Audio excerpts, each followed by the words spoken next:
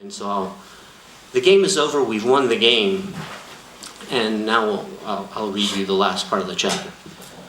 Ravens fan Betty Egan watched the game at her granddaughter's house. She used to work feverishly on Sunday mornings in her Catonsville home during the 1960s and 70s to have dinner ready before the Colts game so she could join her family in the living room. They would watch the first half over pretzels and beer, and the children had their own treats. Dinner was always served at halftime. She'd cook pork roast, her favorite, or chicken, turkey, or roast beef with all the trimmings. She had 8 mouths to feed, including her husband, the children, and her in-laws, all of whom lived in her house. Her father-in-law, Fast Eddie Egan, had attended St. Mary's Industrial School for Boys a few years after Babe Ruth and had fashioned one of the Slugger's old bats into an axe handle. Her husband, Michael, was a poet and a teacher. After halftime, the family would take their meals into the living room and watch the rest of the game. If the game wasn't sold out, which almost never happened in the 1960s, they would listen to it on the radio. Back then, her daughter, Shauna, the Gaelic name for the Shannon River, went upstairs to play with her baby dolls. She's now a diehard Ravens fan. Betty vividly remembers a playoff game in 1964 when Jim Brown ran all over the heavily favored Colts, gaining over 100 yards as Cleveland beat Baltimore 27-0. He had one of the best games of his career, and I went into labor, she said.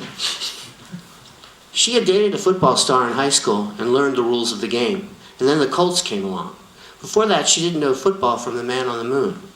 She went out to Western Maryland College to watch the Colts practice and flirted with Gino Marchetti. "Move over, Blondie," said Artie Donovan. "I need to talk with Gino." Donovan lifted her up and moved her a few feet away. "That was the time I got picked up by Artie Donovan," she said. Betty was there to meet the Colts at Friendship Airport, now BWI, when they returned from the 1958 championship game. She received a sticker there that she still has on her back door. It reads, "Baltimore Colts, 1958. Her son Patrick has first dibs on the door. She still watches the grainy videos of her favorite player, Johnny Unitas, on the computer. He was magnificent. He always did the right thing. I love to watch that man's style.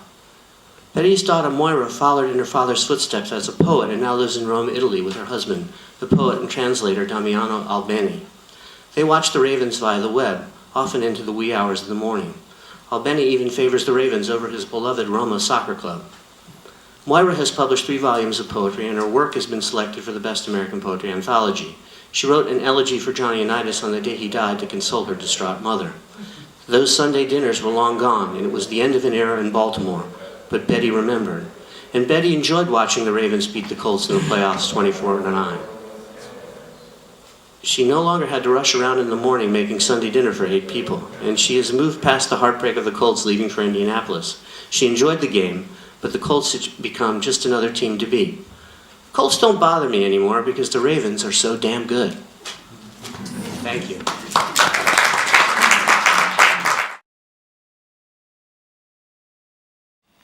Ask a hard reporter's question, Lolo. I'm curious about how many of your characters are really based on real people, because some of them are really fantastic. Well, I've heard it say that a magician doesn't reveal his tricks. Some of you who read literary fiction may know a woman by the name of Susan Minot. She released a collection of short stories about 25 years ago called Monkeys, which was a fabulous book. And she answered that question by saying all of her fiction is emotionally autobiographical, which I thought was a beautiful answer. Some of my characters are composites. Some are just straight up real life people like Miss Bonnie. The Basilo character is based loosely on me. Grandpop is based loosely on my grandfather. I'm devoted if I have enough years left. I mean, I don't think I'll ever live long enough to write all the stories. The stories are waiting in line in my head, really, like pushing each other to get next in line. And I am trying to write a history of the margins of life in Baltimore, the margins.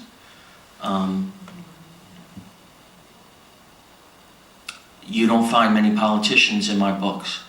And if there is, there'd probably be Willie Don, just because he was such a character, you know. you gotta love a guy that gives the finger from a parade. Because somebody's holding up a sign that says, Schaefer stinks, and he gives him the finger. I mean, I swear to you, Schaefer was my Polish grandmother who went into politics, you know? There was a Ted the Clown. I mean, you went to Miss Bonnie's a couple times, didn't you, Ann? Ted the Clown, it took me years to realize he was just a drunk.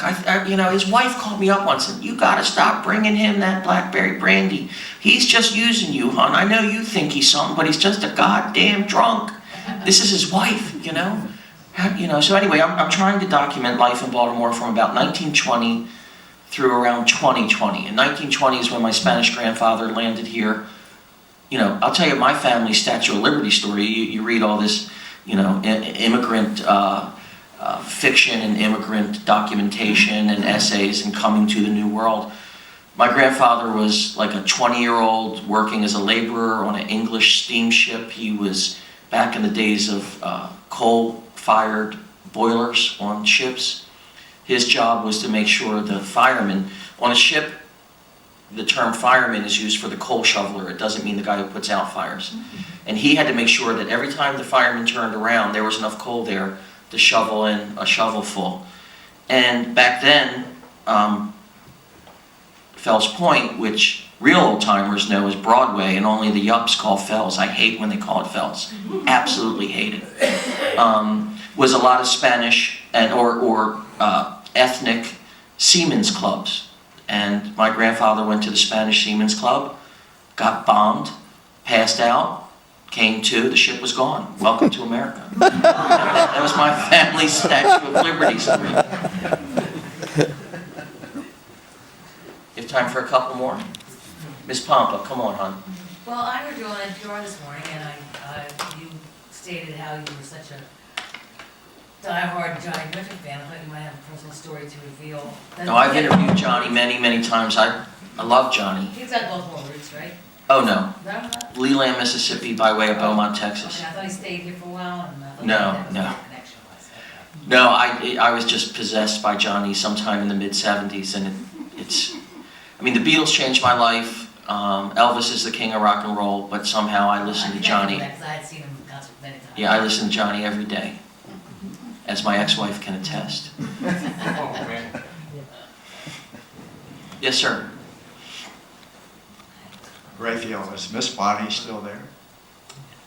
Miss Bonnie, I wrote her obit in the Sun maybe 15 years ago, and we had an editor-in-chief there named John Carroll who, not everyone felt this way, but this told me that he had more of a heart than people thought he had. He made sure Miss Bonnie's obit went out on A1, not the whole obit, but it said, Miss Bonnie dies, you know, obit, page A12. Her little bar has been turned into a gentrified urban mansion monstrosity. It's the ugliest building in East Baltimore. You could not recognize it. It's got deck upon this, upon that. I'm dying to knock on I just can't bring myself to knock on the door and ask the people, do you know where you're living? Do you know what the stuff that went down here? You know? Ted the Clown, if you wouldn't buy him a drink, he was a drunk who was always bumming drinks. He'd put a hex on you. He'd stare at you. And then Bonnie'd throw him out. Get out of here, you goddamn clown. And he was a clown. But his white face was all messed up and his nose was always on crooked. I mean, I wish I had the imagination to make up. And what was his name? Was his name, you know, Bubbles or Bozo? No, Ted the Clown. Another question. How'd you feel about the demise of Memorial Stadium? Well, let me quote Mrs. Dean Bartoli Smith on that one, who is from a godforsaken state called New Hampshire, where the women are very, let's say they're not as emotional as we are here in Baltimore. And she listens to me and him jabbering and crying about Johnny Unitas, and she goes, 300 people a year are murdered in the city of Baltimore, and all you idiots care about is they tore down Memorial Stadium. That's kind of how we feel about it. Whereas a real Baltimorean would say, it ain't there no more. I don't know what Yes, sir? What do you think? What do you think about Barry Levinson's films? I like the guy a lot, especially like Diner, where he has the Colts. The woman can't get married unless she knows Colts facts, and they do the Colts marching themes for the wedding instead of the wedding march. And Tin Man, and movies like, you think they're interesting and accurate? Absolutely. I think that, again, when I first saw Diner, I wasn't living in Baltimore, and that sort of kind of gave me that sense of that longing. But the movie that I really liked that he did was The Band That Wouldn't Die. I mean, that Documentary. the documentary, that I couldn't watch that without really breaking down that. Tell the story about the mausoleum and the uniforms from that documentary.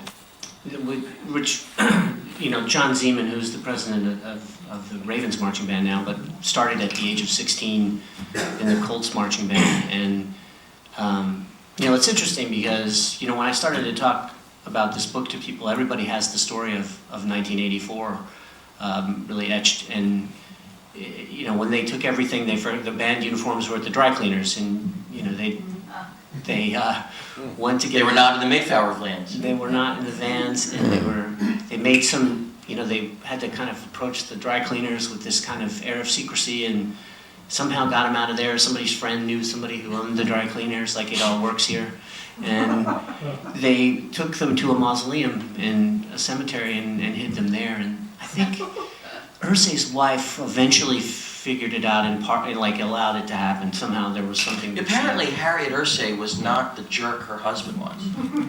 No. Rosigliano, you would know a little bit about that, wouldn't you? I only know about the dummy of Harriet Irsay. Were those two like night and day or something? Harriet and Robert, apparently they were. Apparently people said that if Harriet ran the club, or do you disagree, Rosigliano?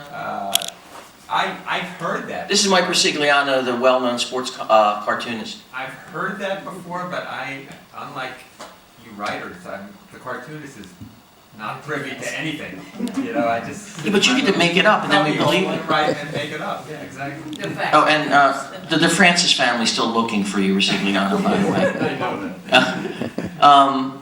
I'll tell you how deep some of this stuff goes. Some of you may be aware that a couple years ago, a local businesswoman decided she was going to own what belongs to all of us. It's a three-letter word. I won't say what it is. Okay, it begins with an H and ends with an N. Okay, and there's an O in the middle of it. And I was asked to write a column about it. And in our culture, a vulgarity means nothing. Vulgarity means absolutely nothing. No one's shocked, blah, blah, blah.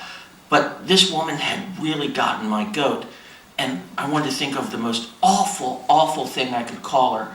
So I called her Robert Irsay in a dress. And it stung. And I meant it. How about one more question and then we'll sign books?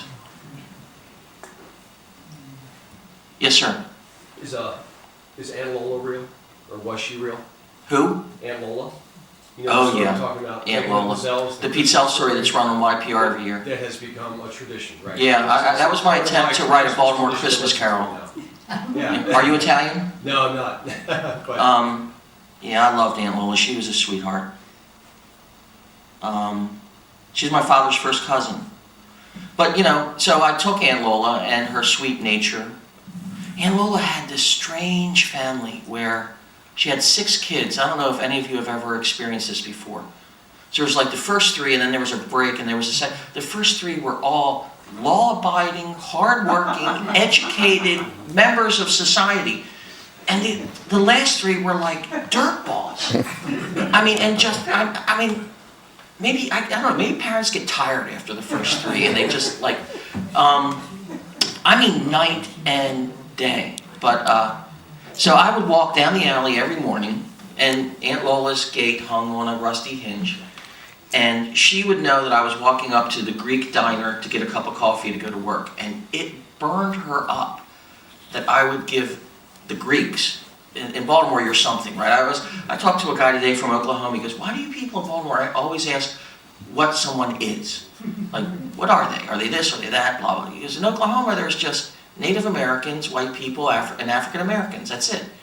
But in Baltimore, you're Greek, you're Irish, you're this, you're that. Where'd you go to high school? Where'd you go to high school? Exactly. Where'd you go to school? Yeah, where'd you go to school? And she said, why are you giving them Greeks your money, Ralph? I got coffee right here. And so I would go in and have a cup of coffee with Aunt Lola, and then I'd go up to the Greeks and get another cup. Thank you all very much.